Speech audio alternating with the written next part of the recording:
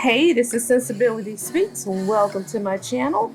Thanks for stopping by, and don't forget to like, share, and subscribe.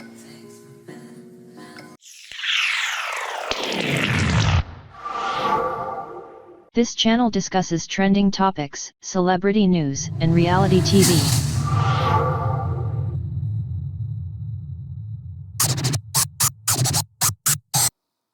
So let's discuss Queen Sheba's interview with old Martell Holt, honey. To some, he is known as Lytel. To some, he is affectionately known as Hotel. And for me, I like to call him old Martiana Bust It Down.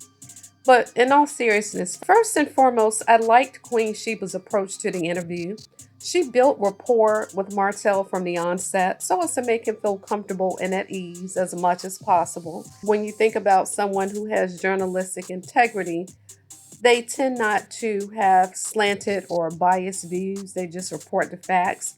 And even if you do secretly feel away, you just report the facts. And in my mind, that's exactly what she did. She laid the foundation for him to essentially kind of tell on himself, so to speak, by asking poignant, targeted questions. She's very methodical. She's very direct, building up, and then maybe out of left field, coming up with a harder question, piggybacking and branching off of his questions, right? So a lot of the information that he revealed was based upon how he responded to questions or him trying to paint a narrative against Melody. He opened up Pandora's box. He opened up a can of worms. She didn't have to in some cases because he told on himself. But in my opinion, Martell is always in defense mode because inherently he knows he's guilty of infidelity and cheating, but he's not ready to take on full responsibility for his actions. And for every action, there are consequences. And for every action, there is an equal and opposite reaction. Shout out to Newton's laws of physics, right? So it makes me wonder what type of a soul contract Martell agreed to before his spirit and his soul incarnated into a body. Like, what did you agree to in this lifetime? I believe in reincarnation. I believe that each lifetime, your soul is on a journey and you are to learn a particular lesson in a given lifetime. And if you don't learn that lesson, then guess what? As you incarnate into another body, your soul inhabits the earth again, you're going to repeat that lesson until you learn it. It would behoove him to take accountability, repent for what he has done, as opposed to the constant projecting and deflecting onto Melody or anyone else.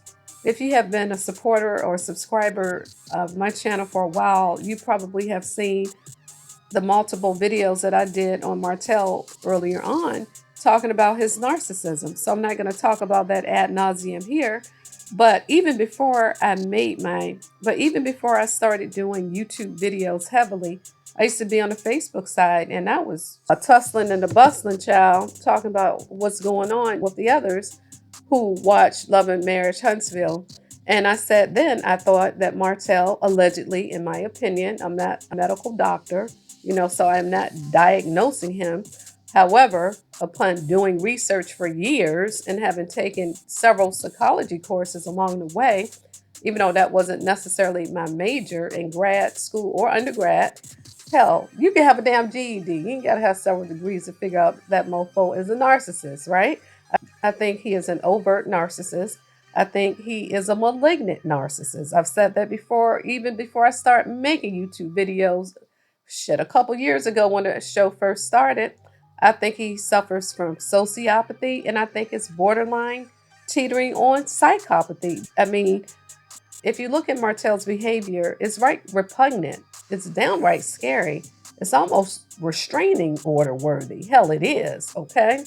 As he gets into Melody's face, yelling and screaming, hollering, acting like a damn fool. We've seen it over the seasons, back when they were in Vegas, acting a damn fool, about to jump down her damn throat. We've heard rumors, allegedly, of him going onto the set when she was a host for the Black Love series. I can't remember the proper name for it. How he popped up at the house and allegedly attacking and insulting the production crew that was there, or whomever, glam squad, whomever was there. He was up in their face, wreaking goddamn havoc to the point Melody was supposedly in tears. And then she had to get into mode, into film. But in my mind, Martell is extremely dangerous. But there are certain parts of the interview, just to kind of corroborate my point in terms of some of the actions that Martell displayed, and how pretty much how he put his goddamn foot in his mouth and how he told on himself. He's such a hypocrite, so busy trying to nail Melody to the damn cross when he's guilty as fuck. Guilty. Him and goddamn Arion Carey, just guilty as charged. Even from them taunting her for years with his affair, punishing her because she won't act less than in order to make him feel more of a man. He needed her to be less than, beneath him, in order to assuage his ego, right? Because we all know she was the brains behind the operation. She took the builder's license test. She did everything she could to cover for that motherfucker, okay? And God bless her for doing so, but that was her husband. She loved him. And in her mind, they were a team. He couldn't pass a license. I can, so let me do that part. You're going to go out on the field, and you're going to go out in the field and take on other endeavors for our business. Then you do that, as opposed to him doing everything that he could and should have did. He out there gallivanting with damn Arion Carey and God knows who else. Ciao. So anyway, let's kind of break down just a couple things. So the first thing that really stood out to me is, if Martell could take credit for Melody being brought into this world, being born, he would. He's talking about that he took Melody to church, okay, but he makes it seem as if though she's into the church because of him. He said that I encouraged her to join the choir. Honey, Melody has been in the church since she has been growing in her mother's womb, from the time she was conceived. Okay? She was brewing in the spirit of the Lord, honey. Amen. Because Miss Vanessa is a spiritual Christian woman. All right? So, again, he just wants to take credit for everything. Then he spoke about his friendships. He says that he has friendships that have lasted for like 20 or 30 years. And he never falls out with people unless they do something to him. See, again, that was a dig, because they're always purporting and saying on the show that Melody can't keep friends, which is a lie, because we've seen her circle, or some of the people that's in her inner circle. And when she comes on live, she has so many lay people to celebrity friends and all types of people that she's known who come to support her. So we know that's a lie. Let's see. Queen Sheba asked him, has he ever had a moment that he regretted? And she says, who doesn't have regrets? Honey, that Bama says, hell no. He said he don't regret anything he did, because she phrased the question, do you regret anything in general, be it show related, in life in general? And he's like, anything that he's ever done to someone, he feels as if though they deserved it. I'm just like, wow, he is so punitive, and he didn't take accountability for anything. Queen Sheba asked him, would you marry you? And of course, with his narcissistic ass, was like, hell yeah. I'm kind of paraphrasing. He proclaims to be everything that a woman would want in a man. I'm like, shit, lies you tell. I wish you would have asked him, would you recommend your daughters, plural, to marry a man like you? Hell no. That should have been an emphatic no. And I think she asked him something along the line of, what type of person are you looking for? Well, I can't remember how she phrased it. He started talking in third person. It was really weird. What he should have said is, I want someone, or I want a woman, if he's into women. I want someone who treats their dad well or treats their mom well. This fool said he wants someone who treats his mom well and takes care of his children. Someone who will protect and provide for him. Child, I told you he wants to be the diva in a relationship, child. Okay? He doesn't want to assume the male role. When you think about masculine and feminine energy, honey, he is basking and glowing in his femininity, honey. All right? 2 snaps and a finger. The fuck? Yes, he is, child. I don't know if that was a Freudian slip, because as I said in other videos, he has had many Freudian slips, right? So, honey, live in your truth, honey. If you're looking for a man, that's okay. That's fine. Maybe that's why you're so damn mean to women, because deep down, you want to be one. Sure. Let's see. You know, it really bothered me when he was standing 10 toes, 20 toes down for Arion and trying to really belabor the point and argue the point that she deserves to be on the show, or past tense, deserved to be on the show because she was being discussed for 3 years. No, Arion specifically was not being discussed. The marital affair was being discussed. She just happened to be the person that you were having an affair with. You know, you could have had an affair with the woman next door. Hell, you could have goddamn had an affair with the goddamn lady that worked at the Popeyes who might give your ass a free chicken leg or goddamn wing, okay, because you winked at her. You could have had an affair with anyone. She just happened to be that person. And I love how Queen Sheba checked his ass politely. She said, no, I never heard Arion brought up on the show except by you. He is just as dim-witted and thick-headed as she is. Their comprehension skills are low. That went right over his head. Well, they've been talking about her and she didn't have the opportunity to defend herself. Defend what? I love the fact that Queen Sheba asked emphatically, what is it that she needs to defend? Okay? There are two people in a marriage, the husband and wife. She inserted herself by choice, even though you opened the door for her to come in. What the hell she got to do with it? What is there to defend? What's she gonna come on the show and say, that's right, I effed your husband. He did this to me and he ate me this way, and all types of vulgar shit. What was there for her to say? So she can goddamn blow in Melody's face? Child, she need her ass whooped is what she needed. But anywho, yeah, so no.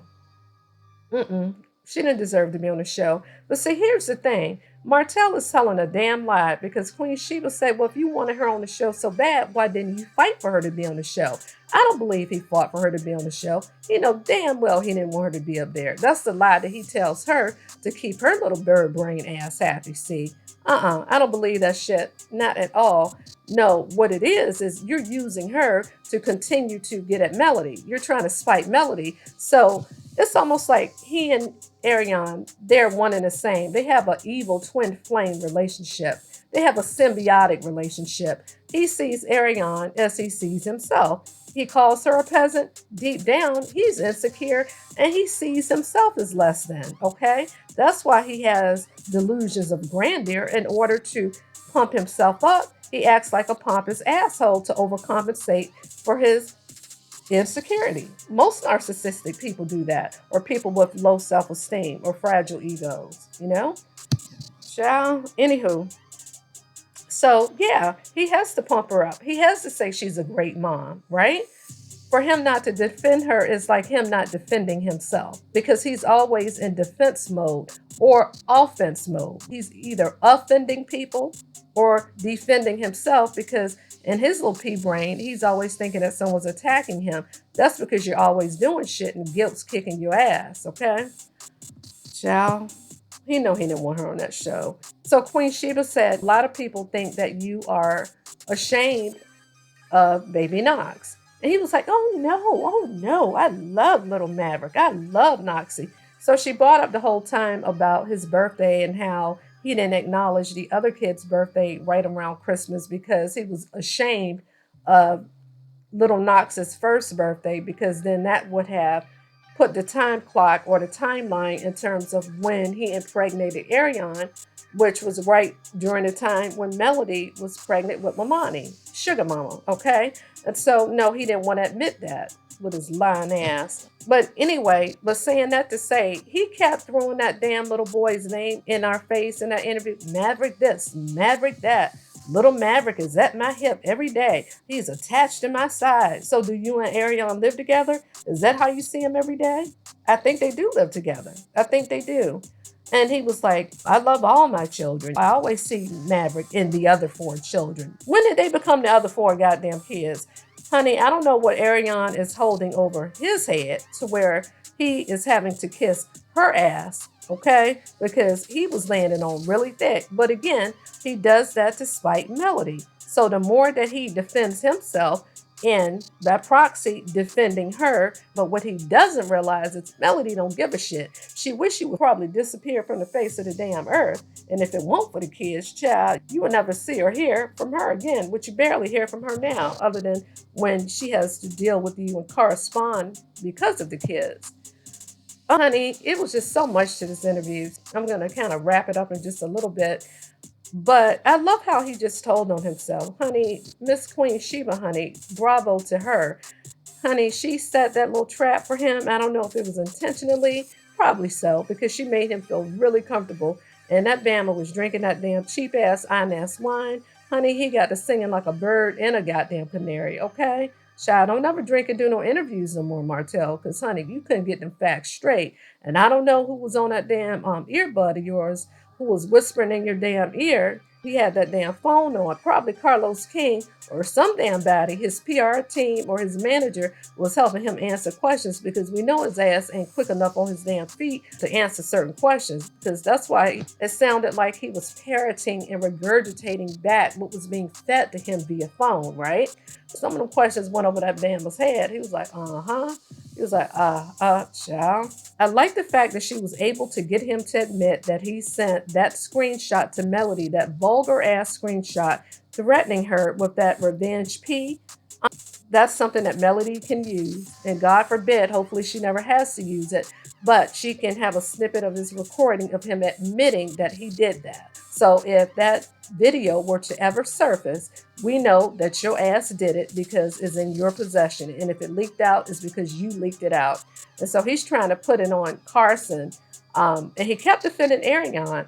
And I love that Queen Sheba said, well, how is it that Arion knew this information? Why are you sharing the intimate details of you and your ex-wife with your current lover, with your damn peasant? Why in the hell are you telling her that? And why is her ass dumb enough to want to hear that? Child, she should have been got rid of him. Because if you telling me or showing me some damn video of you and any damn body else, be it ex-wife, girlfriend, or the bitch up the street, I'd be like, you better get the fuck out my face. I know you fucking lying. Oh, child, I forgot I was recording a video, child. I don't want the YouTube guys to get me for using profanity, but anyway. So another key moment in the interview that I love is when she cleared Martell's ass because he was trying to paint the narrative that the judge saw everything his way in court, like he won the court proceedings for the child custody case, which is not the case, okay? And I love that Queen Sheba asked clarifying questions because he was like, the judge saw it my way. About 99% of everything went my way. And Queen Sheba said, well, clarify, because that's a blanket statement. I need you to expound upon that. And so she said, because what I saw is that you were denied full custody, you were denied child support, you were denied her having to pay your attorney's fees. See, he tries to paint the picture with a broad stroke just because he was able to successfully, with his spiteful ass, to keep the kids off of social media. In his mind, that's a win, which is really foul of him because I just so happened to see in his stories that he took Knox to a Spider-Man premiere or something like that. And so you can goddamn parade your other baby around, but Melody can't show the Eminem kids, but you can show the other goddamn baby. See, I would take his ass back to court for that shit. Because how is it that you can parade that baby around, but she can't show her little sugar mama, her boss baby, Lil Tank and Mariah? Child. No, what it is that he was jealous of their growing popularity. So that's one. And then two, he really don't want her to show Sugar Mama because Sugar Mama was a part of the advertisement for the actual Sugar Mama line, you know, the shampoos and skincare, whatever to do with the baby line. And see, he don't want her face up there like you jealous bastard. That's because he can't get no damn money out of it, okay? A broke motherfucker. Oh, child. But anyway, it was just so much to the interview. And if you haven't seen it in its entirety, I encourage you to do so. It is definitely worth the clicks and the damn views. Make sure that you show that sister some love. And I'm sure like most of the people who are subscribed to my channel, you may have seen the damn video a couple, 2-3 times at this point. But I just wanted to give my commentary on it. But in just a second, I'm going to show a little snippet of body language and how this motherfucker be lying and some of the things that he does when lying. And studies actually show that 55% of communication is through body language, those nonverbal cues. which we're going to point out a couple things in this little snippet. And 38% is through your tone, your tonality, your voice inflections. And roughly about 7% is actually what you say, what you mouth, what comes out of your mouth. Okay? Let's talk about Martell and his goddamn nonverbal cues and his body language. You can tell when that man was lying with his fidgety ass. Let's take a look. And feel free to share where you heard her talk about something if I missed it, because I'm not always right. So I'm gonna jump in right there because you just asking the question. Even she didn't want to talk about the show, and I'm not sure if Nelly's listening, but it hurts me to the core that the reason that she didn't want to talk about it because nothing was going her way in court. You follow me? And I'm not trying to bash her. I'm not trying to say nothing negative. I'm just stating what it really is. So oftentimes when people are lying, their eyes get shifty. They get to looking to the left. They get to looking to the right because they have to kind of think about a lie. And he know the truth ain't in him. He can't look directly at the camera like he does most of the time. But let's continue. Like she did like about 4 or 5 motions against me in terms of being an abusive father to my son, which that wasn't true. The court shows it. DHR shows it, and to this day, I mean, it hurt me, and yes, she did talk about it. She talked about it, they talked about that. In terms of abuse and stuff like that, it's like I've never been an abusive person. Negro, whatever they said you did, you did children, that. nothing like that. You did that. For me to hear people talk about that, like, damn, I've always been a great father.